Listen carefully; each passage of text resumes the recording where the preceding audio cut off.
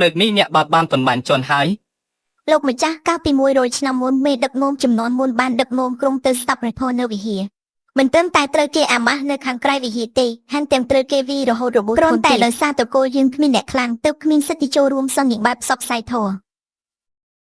ត្រកូលយើងគ្មានអ្នកខ្លាំងមែនទេ លោកម្ចាស់ខ្ញុំទទួលបានដំណឹងថារង្វាន់នៃការឡើងដល់ជាន់ទី9គឺគ្រាប់ពេជ្រសម្រាប់ទេវ ត្រ តា កូលយើងកំពុងតែមានបញ្ហាត្រូវការរបស់នេះដើម្បីជួសជុល បើទីមានប្រយោជន៍ចិនយកទេមក លោកម្ចាស់លើកនេះត្រកូលយើងត្រូវតែទទួលបានវា ត្រកូលយើងស្មុគស្ងាត់យកពេកហើយ យកដីកន្បីនោះមកដើម្បីផ្សព្វផ្សាយធម៌ លោកម្ចាស់តើលោកមានន័យថា សន្និបាតផ្សព្វផ្សាយធម៌លើកក្រោយគឺត្រកូលយើងជាអ្នករៀបចំ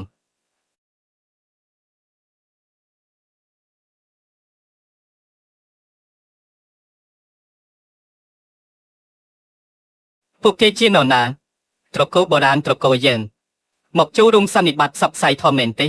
ពិតមែនហើយត្រកូលយើងគ្មានសិទ្ធិចូលរួមសន្និបាតផ្សព្វផ្សាយធម៌ទេអីទេ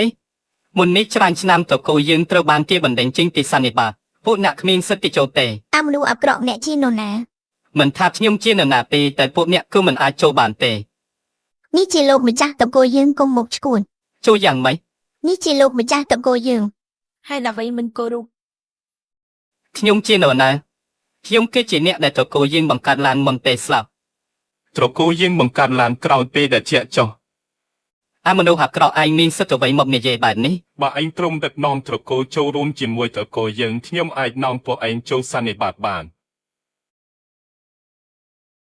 ត្រកូលឯងមានតែមែនទេត្រកូលយើងទោះបីមានមនុស្សតិចតែមិនខ្លាចត្រកូលឯងទេយើងប្រឆាំងត្រកូលយើងមែនទេត្រកូលយើងមានអ្នកខ្លាំងយើងប្រឆាំងមិនត្រកូលយើងឯងយើងប្រឆាំងត្រកូលយើងខ្ញុំគ្រាន់តែចង់ឲ្យឯងចូលត្រកូលយើងតាឈួនទៅកន្លែងផ្សេងទៅខ្ញុំមិនមានពេលមកនិយាយជាមួយឯងទេ អាមនុស្សអាក្រក់ហ៊ានមើលងាយត្រកូលយើង ត្រកូលយើងគឺជាដី មើលនេះឯងទុកសិក្សាតែវេលា ដីមែនទេ គួរឲ្យអត់សម្ដែងណាស់គ្មានកម្លាំងអ្វីទាំងអស់គ្រាន់តែជាមនុស្សធម្មតា មិនក៏អ្នកមិនជឿ បើគេជាដីខ្ញុំមិនត្រឹមតែមិនឲ្យចូលទេថែមទាំងចង់ឲ្យគេមកយាមទ្វារទេ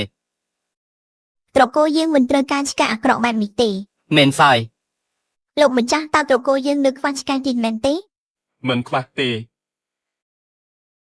តែខ្វះអ្នកសម្អាតរោង នេះគឺជាត្រាដីត្រាអ្នកខ្លាំងដែលបន្សល់ទុក ត្រាដីដែលបន្សល់ទុកអាចសំណប់អ្នកខ្លាំងបាន មែនហើយ